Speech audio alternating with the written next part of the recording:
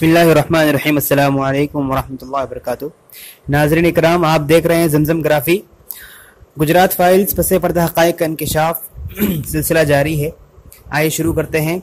अशोक नारायण गर्मजोशी से हेलो कहते हुए कमरे में दाखिल हुए और मुझसे मालूम किया कि उनकी बीवी ने उनके गायबाना में यानी उनके गैर मौजूदगी में ज़ियाफ़त यानी मेहमान नवाजी का मेहमान का खातिर ख्याल रखा कि नहीं।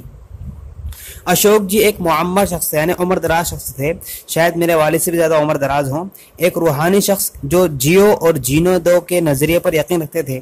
अदब और देवमालाई उमूर के बारे में उनकी मालूमात पर मैं दंग रह गई। वह एक शायर भी थे, उर्दू शायरी को पसंद करते थे और 2 किताबों के मुसन्निफ भी थे। उन्होंने 2 किताबें लिख रखी थी। मैं एक उर्दू मुसन्निफ की बेटी हूँ जिन्हें उनके कारनामों के लिए एजाज़ात यानी अवार्ड से नवाजा जा चुका है। मेरी परवरिश मेरे घर पर मुनाकिद होने वाले मुशायरों और महफिलों के बीच हुई ही। अशोक नारायण को उर्दू शेर में जवाब देने की तमन्ना तो शदीद थी, लेकिन ऐसा करने से मैंने खुद को बचाए रखा, रोके रखा, क्योंकि मैथिली एक कदामत पसंद संस्कृत टीचर की बेटी थी जिसने बैरून मुल्क अपनी ज़िंदगी गुजारी थी। मजीद ये कि मैथिली मुस्लिम तबके से कोई ख़ास दिलचस्पी नहीं रखती थी। लेकिन नारायण ने कट्टरपन के ऐसे किसी अंसुर का इजहार नहीं होने दिया जो गुजरात फसादात में मुबैना तौर पर मुलव्विस अहलकारों का तुर्रा था। मजहब के मामले में वह एक आज़ाद ख्याल शख्स थे। अपनी गुफ्तगू के दौरान मैंने उनसे जिक्र किया कि मुझे अक्सर जहनी इस्तराब के दौरे पड़ते रहते, यानी दिमागी टेंशन। लिहाजा इसी रात उन्होंने रूहानियत के मौजू पर एक किताब बजरिए ईमेल मुझे भेज दी। उनमें मुझे एक ऐसा शख्स नजर आया जो दीगर अफराद, तहजीबों और मज़ाहिब के तईं एहतराम का जज्बा रखता है।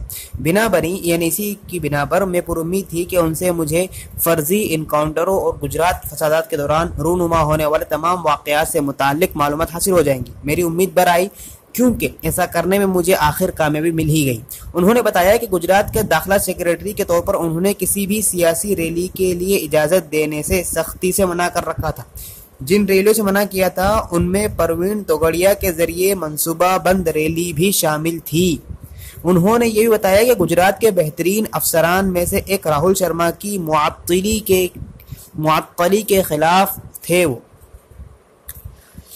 फसादात के फौरन बाद नरेंद्र मोदी की ज़ेर क़यादत हुकूमत ने राहुल शर्मा को मुअत्तल कर दिया था, यानी उनको वहाँ से निलंबित कर दिया था। 4 दिनों तक उनके साथ गुफ्तगू का सिलसिला जारी रहा।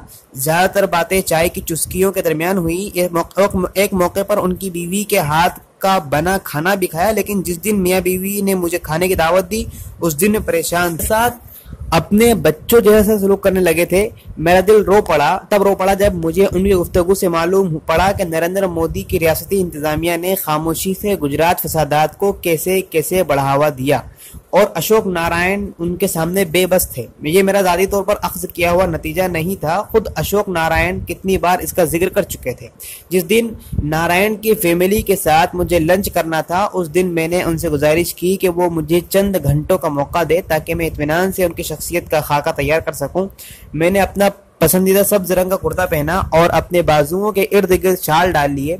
वो घड़ी भी पहन ली थी जिसमें जड़े कैमरे के हरकत में आने से मध्यम मसनूई रोशनी फूट पड़ती थी। मेरी वो डायरी भी हमराह थी जिसके साथ कैमरा सी दिया गया था, क्योंकि कोई भी आदमी ऐसी मुलाकातों के मौक़ों पर कोई दकीका फरोगदाश्त नहीं करना चाहता, यानी कुछ भी छोड़ना नहीं चाहेगा। लिहाजा कई तरह के कैमरे साथ रखने की हिदायत होती थी। जब मैं पहुंची तो खाना तैयार था।